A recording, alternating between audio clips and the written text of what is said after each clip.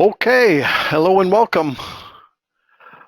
Um, Once again, just to for those that aren't familiar with CDVI, my name is Gildo Morno.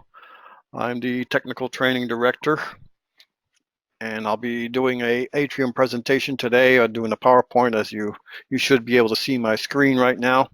We'll be talking about the features, some of the capabilities, capacities, how much and what we can do with the product with ATRIUM.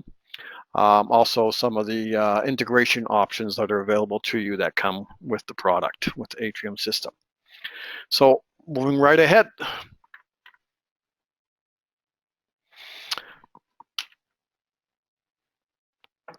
ATRIUM, if you're not familiar with it, is a web-enabled access control solution.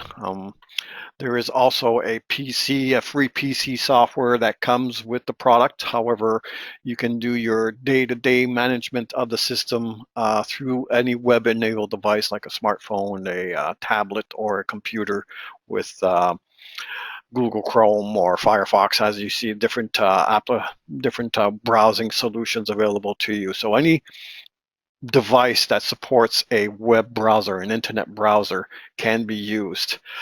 We found in our experience of the use of the product through our contacts with end users and also installers, the one that seems to be the most convenient and user-friendly and stable, if I could say that, is Google Chrome, where the one that might be the least user-friendly or more unstable, if you will, for lack of a better term, would be Internet Explorer. Apple Safari, Firefox, they are, by and large, all of them are supported and they work fine. It's just that Internet Explorer, we tend to have issues with the cache. So right off the bat here, if ever you are using an Internet Explorer and connecting to the ATRIUM system and having page refresh difficulties and things like that, something that you could do is clear the history or clear the cache in your web browser.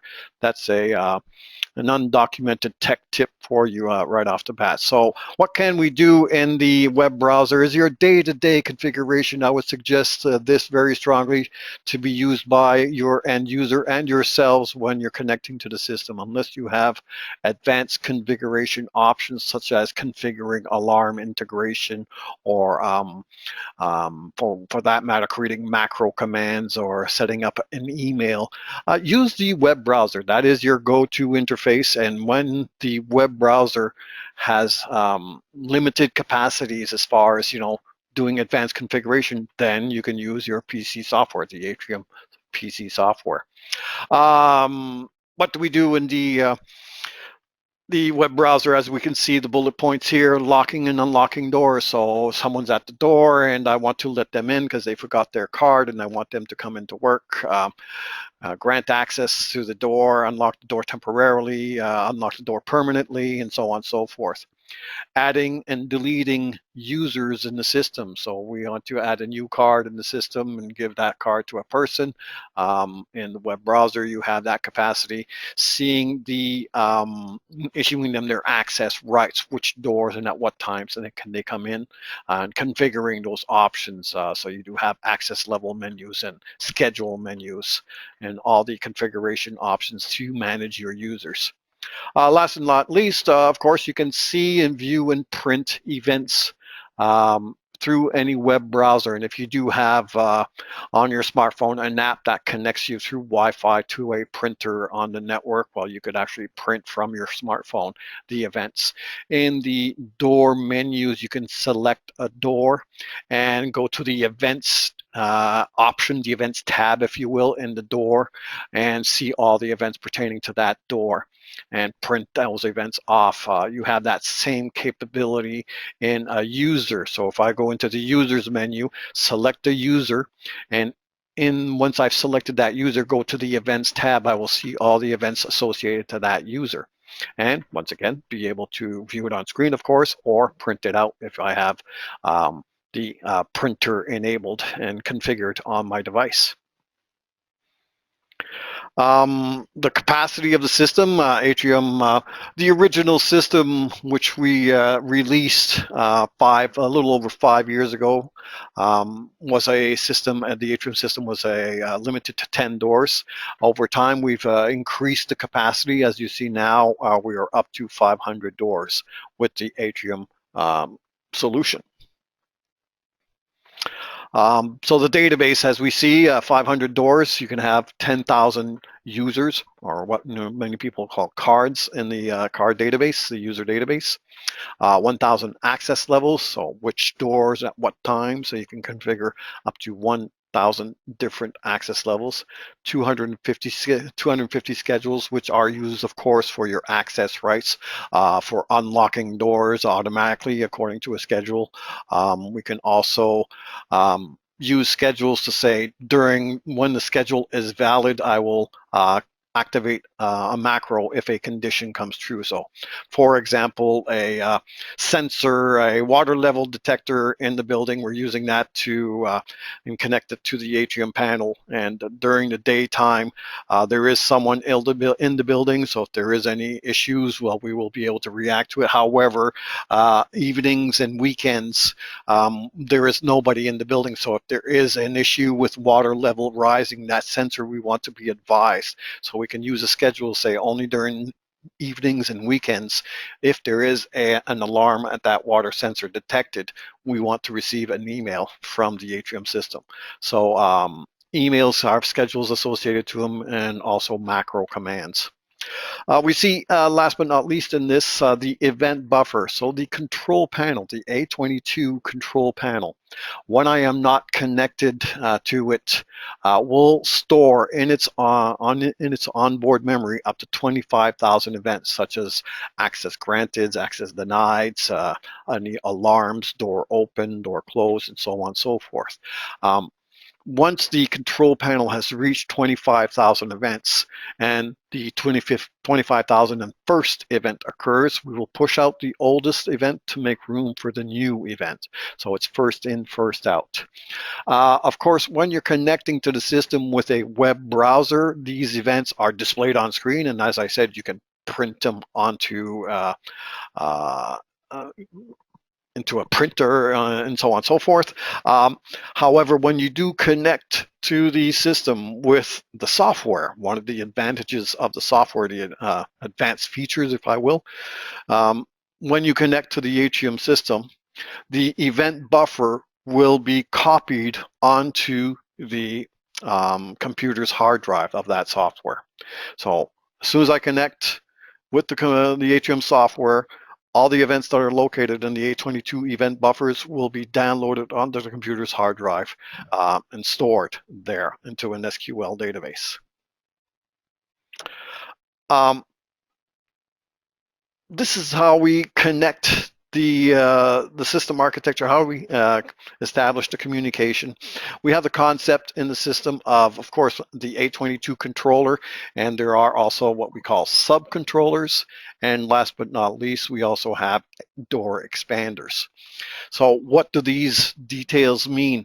Of course, when we connect to the network with our computer or a smartphone or a tablet through the network, the ATRIUM is a IP-based program, so I connect to the panel via an RJ45, a patch cable. And this device here is an A22, the control panel itself, and I'll connect to it, so I'll give it an IP address on the network. Each controller that's connected to the network, as we see here, they're all connected to the network, have an IP address. Each one of these controllers has the capability to add 4 door expanders. The door expander allows us to do 2 more readers or 2 more doors per expander. So with one controller, I can have 4 expander for a total of 10 doors. The expanders are connected to the controller via an RS45 bus. You use a category 5 cable to connect that, any expander, to the A22. The expanders, when it is connected and powered up, it will automatically be detected by the controller it is connected to, and the system will automatically add 2 doors per expander. The capacity per controller allows me to have 4 expanders to do 10 doors in total, 2 on the main controller and 2 per.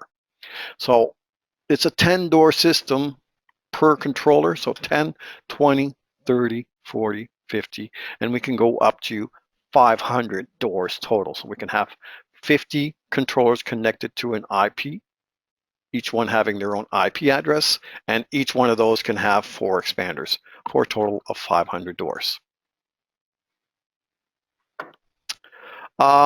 We can remote into the ATRIUM system through the internet. Of course, if you are on your local area network, your Wi-Fi connection, or if your laptop is connected on the network, you can connect to it. Also, this option, which is a very popular option for solutions for end users, as I can remote into the system back at my office and be able to unlock a door because my employee forgot to bring their card this morning.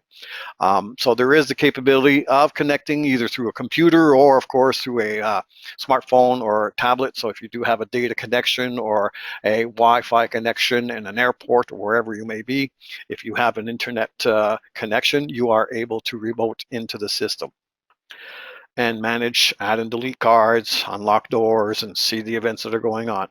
That is done through the dynamic DNS option. This option is not a CDVI solution per se. What you will need to do is go to a dynamic service provider found on the internet. One that's very well known is dindns.com. So that's the second one in the list here, din.com. And that will allow me to, that service will be in constant communication. The server, the DNS server, will be in constant communication with the modem router in my building from my ISP.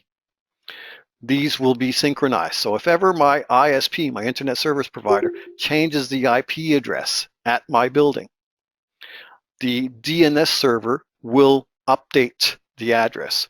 So when I'm on the internet, I will type in a host name, such as myatriumsystem.dns.com, to be able to connect to the system. So through the internet, I will talk to the DNS, and the DNS server will keep a table of the IP address at the building. Once we reach here, not to go into too much technical detail, we will do port forwarding to connect to the ATRIUM controller at the local network, the LAN level. If you were familiar with access control and security applications per se, when you do remoting into a camera system, an IP camera, the client wants to be able to see the camera remotely. It's the same concept that we do with the ATRIUM system. So if you've done remote connections through a camera system, what you're doing is using a DNS, dynamic DNS service, plus port forwarding at the local level. We do have a guide that will guide you from step by step into creating this connection and how to go about making sure that this all is able to work for you. So yes, you can remote into the system.